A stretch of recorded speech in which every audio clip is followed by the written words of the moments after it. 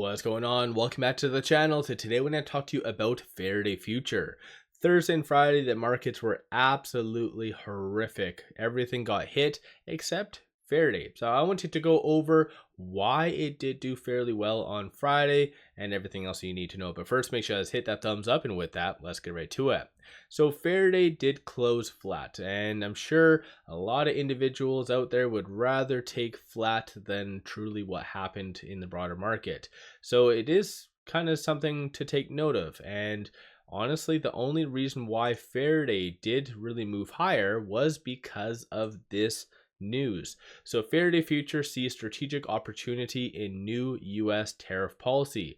I don't agree with this actual what they're trying to state here and how they're trying to spin how it's like the whole US tariff policy is good for them, because it's not. They are not manufacturing in its entirety in the States, but I'm not here to dampen on that. I think that more companies should put out this type of news to reassure its investors. But all in all, this single-handedly was the reason why it did move higher. So I like to give credit when credit is due, so deserving of a round of applause. Again, even though I don't technically agree with it, but whatever. I only do my one Faraday video every single week, go over some of the highlights and stuff.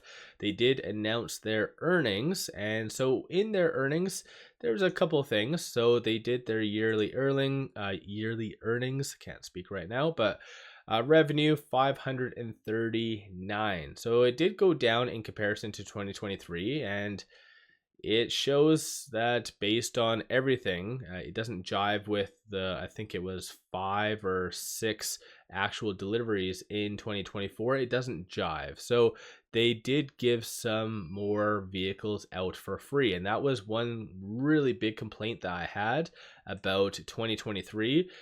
They're not realizing on their money. And I think what they're doing is they're just giving these vehicles away to influencers, celebrities, and in exchange they do a little bit of a marketing kind of deal, and they just code it as R&D, or I think just contracting as what they state. One of two things that those are the options that they indicate, but it is definitely not a good thing. One thing to take note of though, they did improve on a lot of their efficiencies. So R&D, G&A all went down. So that's something to take note of. At least they're kind of working on that. But nonetheless, it goes to show that 2024 was another very, very crappy year. One thing to me that I was really wanting to know is the outstanding share count. So right here, as of December 31st, there was 18.5 million. And if we kind of look at the previous earnings, it did show roughly around here as of, what was it, September, the end of September, 15.3. So ultimately diluted 3 million in that kind of quarter, so Q4. And so 1 million a quarter, a little bit low on my end that I would have assumed, but again, I think based on all the actual SPAs, they did one in November, December, and then most recently as well at the end of March, if I remember correctly. So a lot of that dilution wouldn't have really kicked in, most likely now in Q1 and also in Q2. But nonetheless, this is actually 100% proof that there is dilution happening. So I have brought this up time and time again. A lot of individuals doubt it and just say, nope, they're not diluting. You have no proof. Well, here's the proof that you need. So it's not the best, but it's not the worst. I think them pivoting will still require a lot of money, but it's the best option given the circumstances. Nobody wants their current vehicles, so they have to pivot if they are going to survive.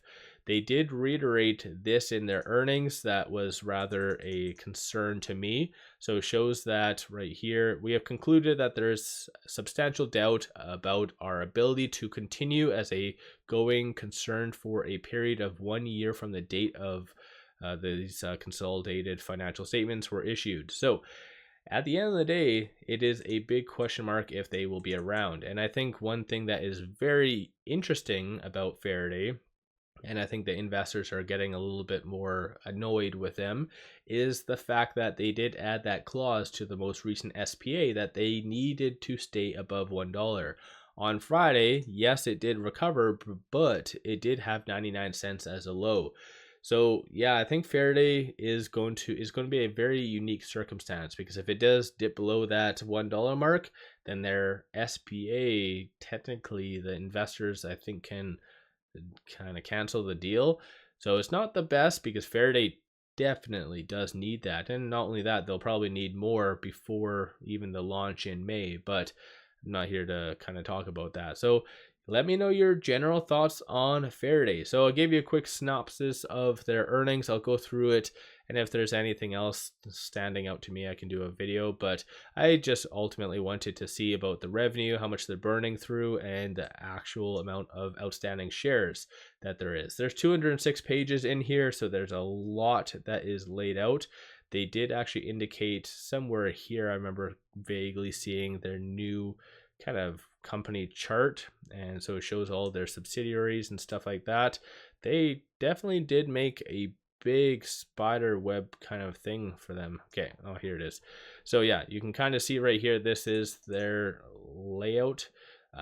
So it's kind of unique how they funnel everything through, and they are trying to say that the US tariffs are going to help them. Honestly, just by seeing this is like a massive red flag, and definitely does not qualify, because a lot of their parts alone, which isn't from these, this is just unrelated, is they get it from China. Like, that's the whole thing about even their highlights that they bring up from their earnings, is that they're going to be connecting through the bridge, so bridge strategy.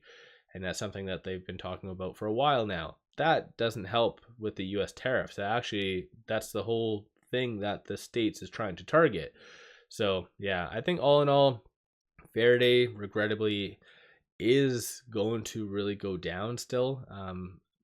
I wish I was wrong about that, but I think Friday was just very good timing with this news. The market liked it, and that's basically it. I don't really see much more going for Faraday aside from just a lot of dilution, relying on SPAs. But then again, what do I know? Hopefully I'm wrong. At the same time, you see a lot of individuals still really hoping Faraday is going to squeeze. As of right now, if you do believe this is correct, then 33.28% of the free float is being shorted, works out to be 22.29 million shares. Shorts on Friday did increase 278,000 shares. So despite them increasing, like, Faraday still closed flat, which is rather impressive given everything. So yeah, let me know your thoughts on Faraday. What's your viewpoint from their earnings? Was there any key takeaways that I did not bring up that maybe is new, exciting? Like, was there anything from their AI day that they did have? I think that was on the 16th. I didn't really see anything. So another, in my opinion, event that they hyped up that was a rather flop. But yeah, what's your kind of 2 cents on everything that's been happening in the broader market and Faraday? Have you been wanting to buy more or whatever else? One final thing, if you are looking for some kick-ass buy signals though, pop over to my Patreon and get buy signals on stocks, options, and crypto. Many of them have been absolutely on point and bangers. Definitely worthwhile to pop over there and take a look. With all that, appreciate all of you watching.